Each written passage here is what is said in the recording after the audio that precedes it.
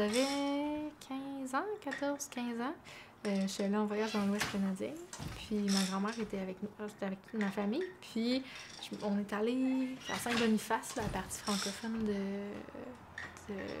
Winnipeg. Puis au musée Gabriel-Leroy, il y avait un métier à tisser. Puis je regardais ça, puis je trouvais ça vraiment impressionnant. Puis dans ma tête, c'était vraiment comme... J'avais jamais vu ça ailleurs, puis comme si c'était vraiment une antiquité qui venait d'une autre époque, puis je savais même pas qu'il y avait des gens qui tissaient encore aujourd'hui, là. Puis ma grand-mère, elle me dit « Mais je sais tisser, tu sais, je sais tisser, moi. » Puis ça sortait vraiment de nulle part, puis ça m'a vraiment fascinée. Puis un peu plus tard, quand ma grand-mère a commencé à tisser à la FEAS, c'est là que je lui ai demandé de me montrer. Je lui ai demandé de faire une couverture de bébé. Fait que c'était un projet très simple pour commencer. Elle m'a montré à faire ça. Puis après, j'ai tissé un petit peu au Cercle des fermières de Saint-Norbert avec Guylaine qui, elle, m'a montré un peu plus à régler des problèmes simples, quand il y a un fil qui casse, comment le réparer, ce genre de choses. Puis après, ben, j'ai eu envie de faire des écharpes de portage pour pouvoir porter mon bébé. Depuis, ben, j'ai installé dans mon salon, puis je trouve ça le fun parce que chaque fois que mon bébé fait la sieste ou le soir, avant que le soleil se couche, là, souvent, là, je me prends un petit 15 minutes, 30 minutes, puis je m'installe pour tisser.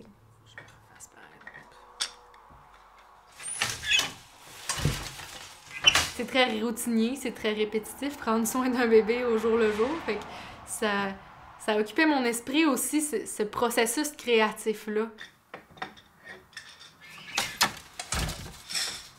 Tu sais, j'ai appris le début avec quelqu'un à côté de moi. C'est plus le fun, c'est plus même. Mais je connais personne autour de moi qui aurait été capable de tout me montrer ça pour pousser une étape de portage. Fait que je suis allée chercher ce qui me manquait sur Internet qui permet de parler à des gens qui sont beaucoup plus loin aussi. Quand je parle de la communauté de portage puis de tissage d'écharpes, ben il y a des liens humains qui se tissent aussi, même si c'est pas en face à face. Il y a beaucoup d'entraide sur ces communautés-là que je fréquente. Là. Puis le reste, ben je me suis lancée. Puis ça n'a pas été aussi difficile que ce que je pensais. Là. Au début, c'est de choisir on veut tisser quoi? C'est-tu une couverture, une écharpe de portage, un foulard? Bon, on choisit, on veut faire quoi? On choisit, on veut quoi comme fibre? On veut quoi comme couleur? Puis ce que je voulais, dans le fond, c'était représenter les couleurs, les variations de jaune, à la fois des champs, tu sais, les champs de maïs qui étaient pas mal séchés, là, mais dans la lumière, puis mon bébé est né à la maison, pas à la maison ici, mais à la maison de ma mère. Puis bon, on avait une chandelle en cire d'abeille. Nous, on a des abeilles, puis la journée de sa naissance, j'ai travaillé dans les ruches aussi. Fait que c'était comme à la fois les nuances de jaune de notre chandelle en cire d'abeille. Là. Fait que c'était vraiment ça l'idée. Puis c'est ce que je trouve intéressant dans le tissage, d'aller vraiment créer quelque chose qui a un sens, qui a une signification.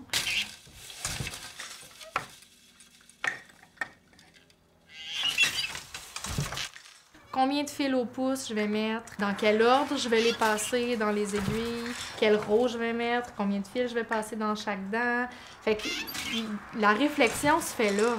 Après, quand vient le temps de passer la navette, ben on la passe. On suit un patron plus ou moins compliqué. Là, le mien, il est quand même complexe. Là. Ça fait 1, 2, 3, 4, 3, 4. 1, 2, 3, 4. 1, 2, 1, 2, 3, 4, 3, 2, 1, 2, 1. Maintenant, je le sais par cœur. Ça m'a pris 3 mètres, et maintenant, je le sais par cœur. Mais c'est pour ça que je l'ai décrit là.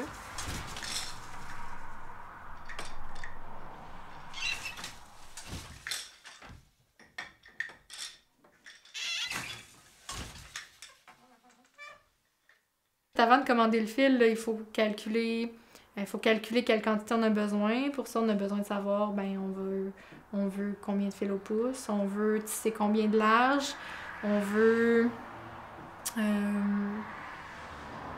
c'est ça, c'est surtout ça. Combien de large. Ben, on a besoin de savoir quel patron aussi, parce que selon les patrons, les fils vont être plus ou moins rapprochés, fait que ça va nous en prendre plus ou moins pour la trame. Fait qu'on a besoin de ça aussi pour le calcul.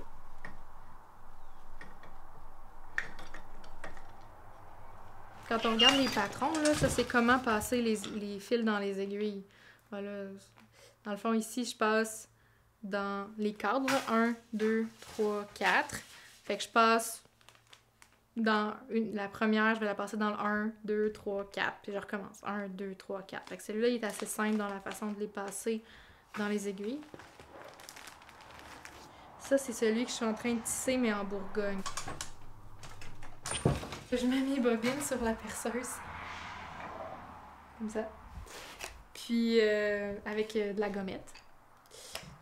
Puis, dans le fond, tu sais, si là, mon écheveau était installé là-dessus, par exemple, là, fait que là, je passe le fil, puis là, je vais juste, comme, faire fonctionner la perceuse, puis je place le fil pour qu'il vienne s'enrouler sur la petite bobine, là. Ça, c'est ma création personnelle. On prend un cannelier, généralement. D'habitude, c'est plus vertical. Puis là, on accroche toutes nos bobines dessus. Mais moi, je voulais faire avec les moyens du bord le plus possible. Fait que je m'en suis fabriqué un. Fait que, dans le fond, si on met 24 fils au pouce, ça nous prend 24 bobines. Donc, on va venir attacher les fils. Puis après, on est pas mal prêt à commencer à tisser là.